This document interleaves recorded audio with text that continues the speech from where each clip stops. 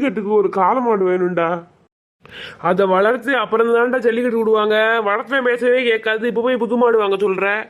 எனக்கு காளை மாடு வேணும். பசுமாடு வேணுமா? கொண்டு வரவா? ஐ, பசுமாடா?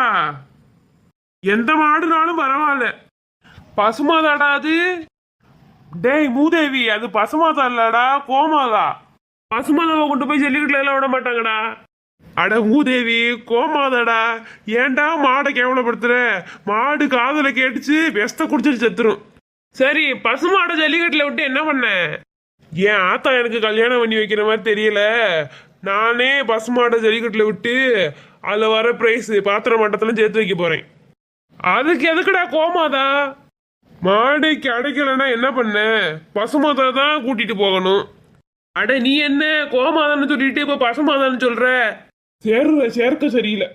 சரி வா, தெரு தெருவா போய் தேடுவான். ரோட்ல